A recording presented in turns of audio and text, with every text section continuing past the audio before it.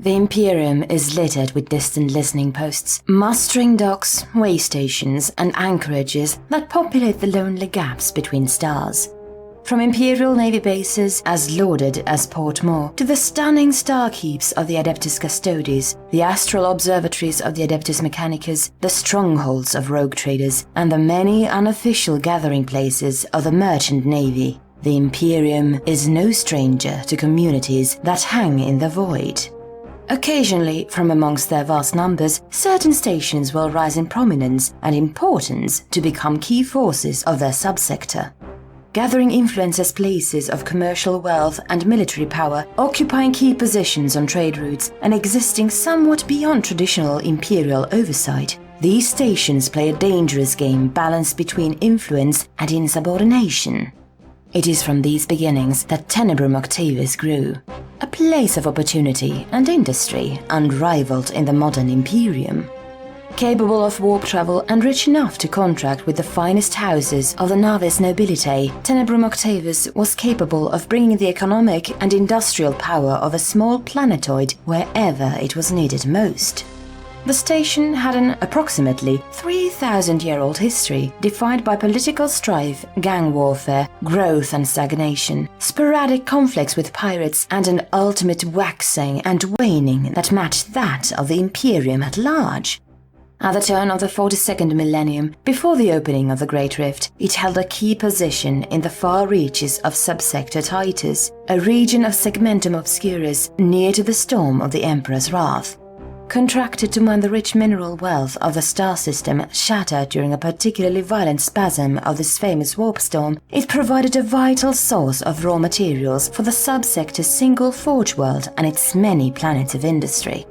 At this point, Tenebrum Octavis had enjoyed a long-standing period of peace, credited to the stewardship of the Lacrosse Family Guild in the office of Lord Governor, as well as their enforcers, the Ursinian Guard.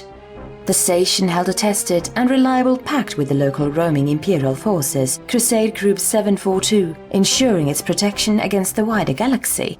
It had built itself a reputation as a hub of trade and pilgrimage, tempting merchants and the devout alike to travel out to these far reaches, one group for its rich markets, the other for the stunning cathedral of the inevitable sacrifice.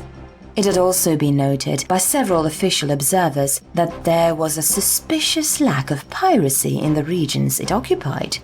The possibility that this was the result of collusion between the station and local pirates, both Xenos and human, had been noted, though many of the relevant reports were seemingly lost in transit. Tenebrum Octavis began existence in early M39 in the Ultima Segmentum, in a region bordering the Ghoul Stars.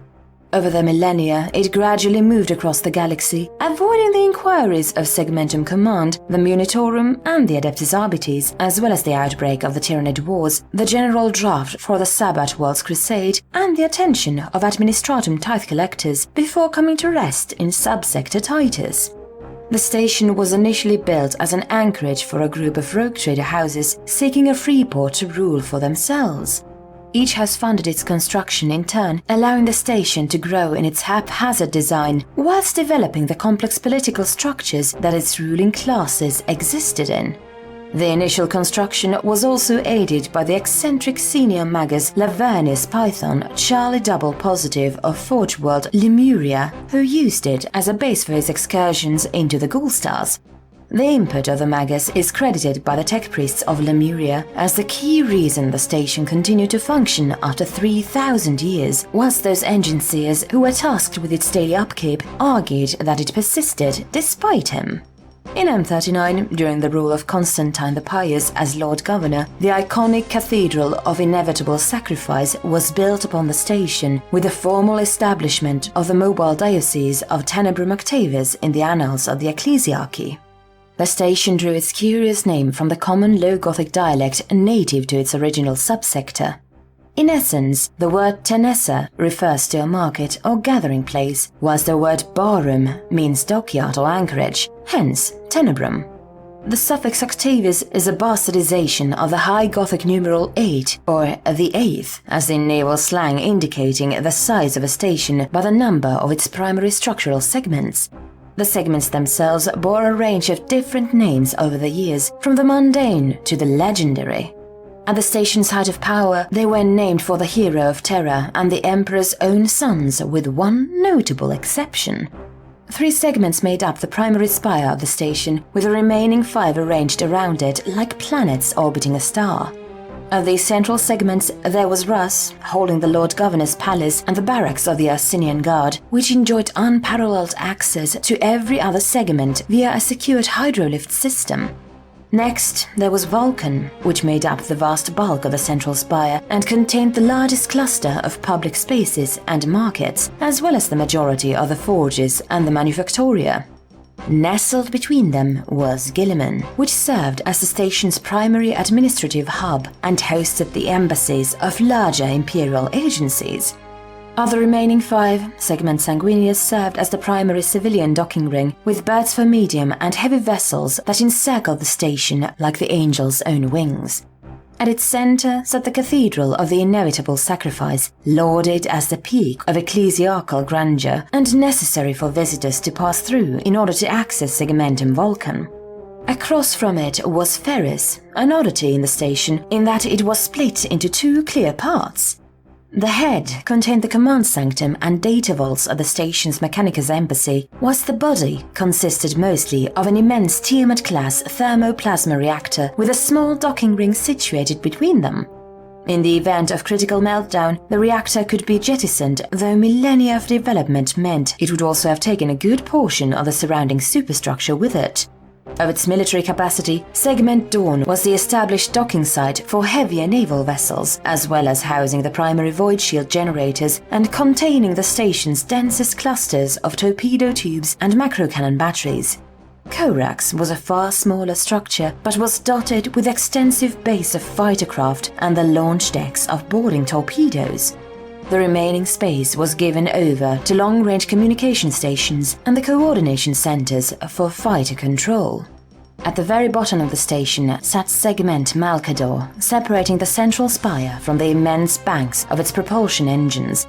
Rarely frequented, this segment held the core non-mechanicus and non-administratum data vaults, as well as the sanctums of the Adeptus Astrotelepathica, and played host to some of the most lawless areas of the station. It was also rumored to have housed diplomatic embassies, a euphemism for reliable points of contact with Xena's pirates, smugglers, and mercenaries. One final segment existed, though it was a relatively recent addition. Acquired by the Lacrosse family guild shortly after their ascension to the seat of Lord Governor, Segment Jagatai was a long-range operations base and research site set into the mass of a fast-moving comet. The segment housed a docking bay for a small fleet of destroyed vessels, which could act as a vanguard for flanking force during naval engagements. Usually locked into a systematic orbit of the local star system, a series of launch tubes for gravitonic mines allowed the comet to be steered when necessary. When the station was due to warp out, the comet would be gradually brought to a near halt over the course of several weeks, allowing it to loosely dock onto Segmentum Sanguinius and be towed through the warp. The lengthy process this took, and the sometimes less than legal status of Tenebrum Octavis, meant that on several occasions Jagatai had to be left behind in the station's previous system of orbit, needing to be retrieved by a squadron of naval tugs at a later date. As for Lionel Johnson, the Lacrosse family had always considered Lehman Russ the most exalted of the Emperor's sons, hence the palatial segment being named after him. As such, they took a derogatory view of the lion, excluding his name from the roster. Before their ascension, the segments went through a range of different titles, some of which did honor the first Primarch, depending on who held control of the station at the time. The Lacrosse family guild ruled Tenebrum Octavis for over 400 years, an unparalleled success in the station's long history of political strife and backstabbing.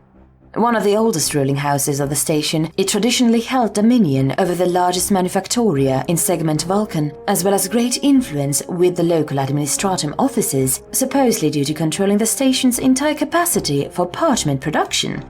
During a crisis of power in mid-M41, the house was able to make a successful push for leadership. After gaining the support of several other influential houses, as well as the lower deck maintenance crews, the Shipmasters Union, the Shipwrights Autonomous Collective, and a nearby Arbites mobile precinct, the previous ruling family was ousted from power and the Lacrosse took control.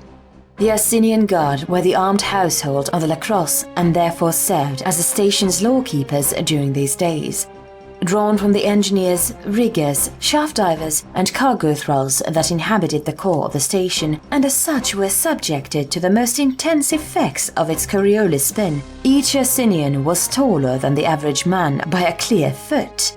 With a carefully designed course of muscle bunches, bone reinforcement surgery, and sensory enhancement augmetics, these minor mutants made for excellent bodyguards and enforcers. The primary rivals were the Calibanite Prefecture, the guardians of the former ruling house of Tenebrum Octavis. A scandal in mid-M41 saw the prefecture fall to a cult of Slanesh, ousting the ruling house in an internal coup and plunging the station into chaos. A brief civil war followed, with the houses attempting to take back the palatial segment for several months to no avail, whilst the Praetorians themselves ran rampant across the station via the hydrolift system. Thanks to the efforts of the Asinian Guard and their Lacrosse sponsors, the Praetorians were eventually ousted and the crisis resolved. The entire event was very, very carefully kept from the attention of the wider Inquisition thanks to the efforts of a radical inquisitor that allegedly made their base within Segment Malcador. Little is known for sure of what happened to Tenebrum Octavis during the 13th Black Crusade, the fall of Cadia, the opening of the Cicatrix Maledictum, and dark days that followed. Although reports suggest that some kind of calamity engulfed the Titus subsector involving the full deployment of Crusade Group 742, the Wayward Sons chapter of Adeptus Astartes, and even the presence of a Black Templars retribution force, details are few and far between. An increased level of piracy before the fall of Cadia hints at one possible fate, with the presence of Eldari, Orcs, Kroots, and human pirates rising drastically throughout the region. Equally, some old rumors suggest an outbreak of plague amongst the merchant fleets, whilst several worlds are known to have fallen into open civil war, with reports of Xenos mercenaries or ruinous cults on multiple fronts. Contact was lost entirely with the subsector's forge world of Hyacinthum Fenestra, with its system of sector-wide listening posts being quarantined by the command of the Ordo Juris. Certainly, once the Great Rift opened, the fate of the station seems to have been sealed. The expansion of the Storm of the Emperor's Wrath racked its surrounding subsectors with warp energy, playing havoc with space lanes and causing widespread destruction. The gravitational exertions alone would have torn the superstructure apart, and several stations across this region are known to have suffered exactly that fate. Had Tenebrum Octavis still been anchored in the system it was mining, there is no doubt that the ethereal forces would have left little for us to find. And yet, there is still some hope for the station's survival. Judging by the reports of naval engagements against pirate forces, as well as the warrant records of the Adeptus Arbites, Munitorum and Administratum, Tenebrum Octavis is no stranger to making hasty escapes. Though diving into the warp during the Noctis Aeterna was a near-suicidal act, it is known that some vessels were fortunate enough to survive such journeys. There exists a chance, however slim, that the station could have rode the crest of the warp tides battered aimlessly across space before being spat out in some lonely corner of the galaxy, bleeding but alive. One recent report of a merchant vessel fleeing the Necron of the Sartaq dynasty seems to give us a glimmer of hope. It tells of a fleet of loosely gathered vessels, ranging from naval barges and troop transports to barely functioning cargo haulers anchored in the no-man's land beyond the Damocles Gulf. At the center of this fleet lay the hulk of a space station, misshapen by immense gravitational pressures and missing a significant chunk of its superstructure, with what appeared to be the remains of a comet jammed into its central mass. Nevertheless, the ruin was alive with Vox transmissions. Fearing raiders or worse, the merchant vessel refused to make contact and instead made a break for Ultramar, but before translating was hailed by the station several times. Apparently, it was being offered reduced docking fees,